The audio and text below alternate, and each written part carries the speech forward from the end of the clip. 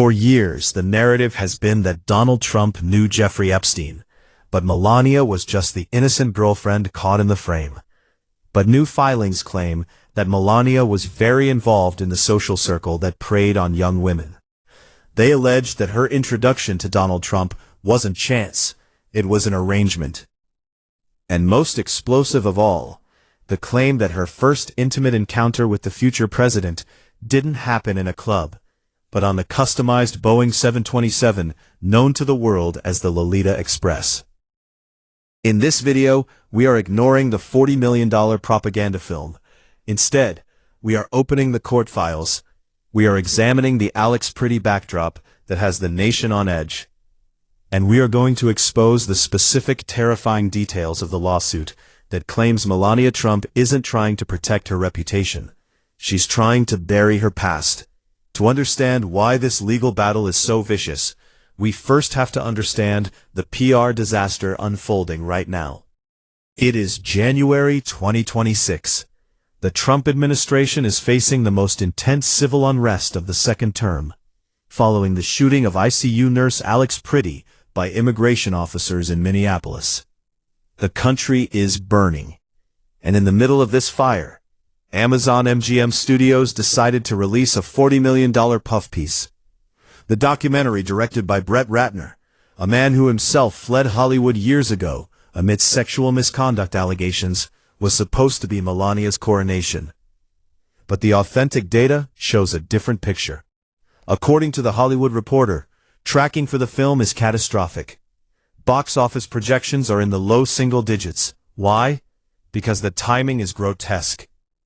Just last night, Melania hosted a VIP screening at the White House. The guest list, Mike Tyson, Tim Cook, and Brett Ratner. While the National Guard was deploying to Minneapolis, the First Lady was eating popcorn out of custom black and white boxes.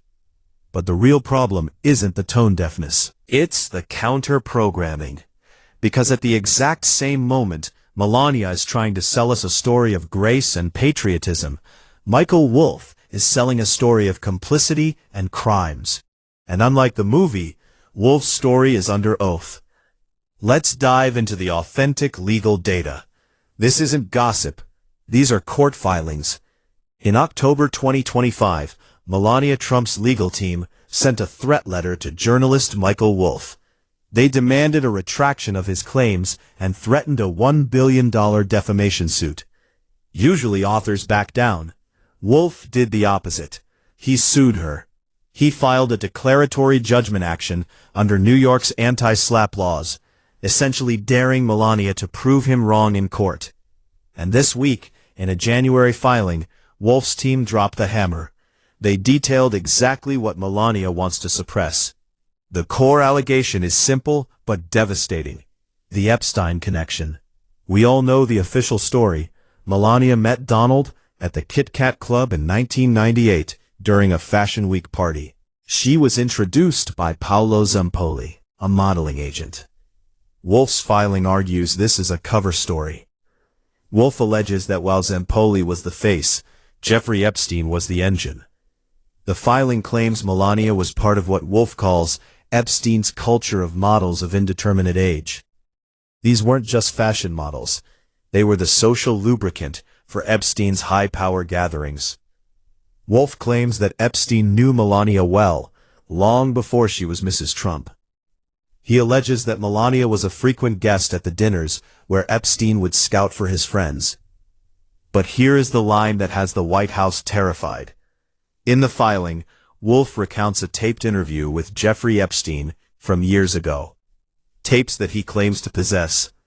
In these tapes, Epstein reportedly brags, "I was the one who introduced them.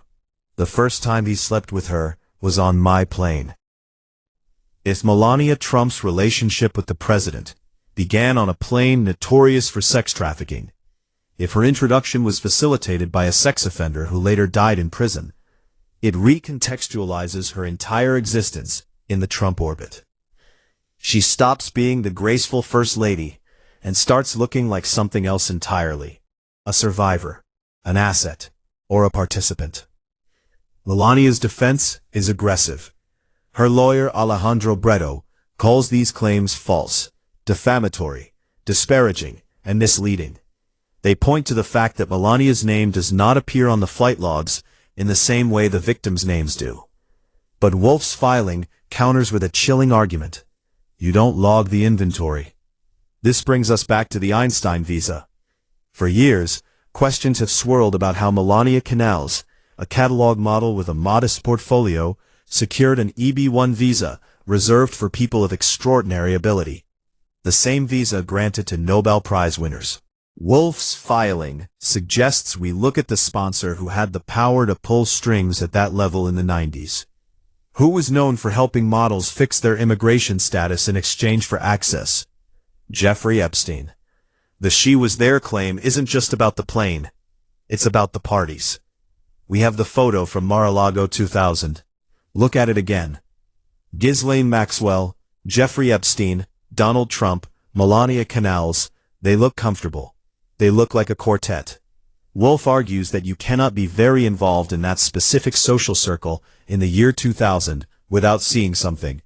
The massages, the young girls, the recruiters. Wolff's lawyers are demanding to depose Melania. They want to ask her under oath, did you ever see a minor at Jeffrey Epstein's home? Did you ever receive cash from Jeffrey Epstein? Did Jeffrey Epstein help you get your visa? This is why Melania is fighting so hard. In a defamation suit, truth is an absolute defense. If Wolff can prove his claims are substantially true, or even that he had good reason to believe them, he wins. And to prove it, he gets discovery. He gets to demand emails. He gets to demand diaries. He gets to demand the real story. Melania Trump isn't suing to get money. She is suing to stop the discovery. But by suing, she has triggered it. It is the ultimate legal backfire. You might be asking, why isn't this on the nightly news? That is where the 2026 reality kicks in. President Trump has revoked the press credentials of major networks. He has launched his board of peace with Putin and Orban, creating a new global media ecosystem that filters out negative stories. The Melania documentary is part of that shield. It is art as alibi. By flooding the zone with a $40 million movie, they hope to drown out the PDF files circulating on the docket of the New York Supreme Court. But Wolff is a rogue element. He has released the tapes. In a filing just yesterday, Wolff submitted a transcript where Epstein discusses Trump's preferences. Epstein allegedly says Donald likes them young, but he likes them loyal. Melania was the perfect pivot. She didn't ask questions. She didn't ask questions. That phrase is haunting. It implies that silence was the currency of her marriage. And now that silence is being price tagged at $1 billion now. Melania has made a career out of being a cipher, a blank slate. But the "she was there" filing fills in the blanks with the darkest ink imaginable. It suggests that her coldness isn't a personality trait. It's a survival mechanism. If she admits she was there, she admits she saw the crimes. If she saw the crimes and did nothing, she isn't just a first lady. She is a witness who stayed silent for 25 years. We cannot separate this from the Alex Prey shooting. The country is furious. The cognitive dissonance is breaking people's brains. On one screen, you have the first lady in a ball gown in her movie. On the other, you have a nurse dead in the snow. And in the background, you have court papers accusing the First Lady of being created by a pedophile ring. It is a let them eat cake moment, but instead of cake, it's a cinema ticket.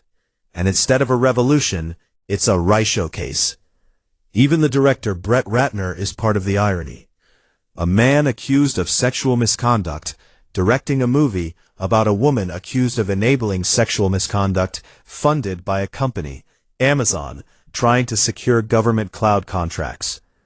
It is the Ouroboros of corruption, the snake eating its own tail. The Melania movie will be in theaters this Friday.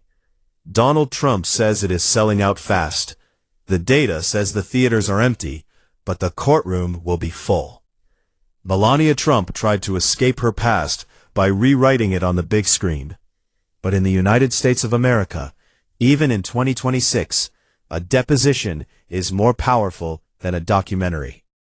If Michael Wolff's tapes are authenticated, if the Lolita Express allegation is proven, then the Melania we see on the screen is a ghost.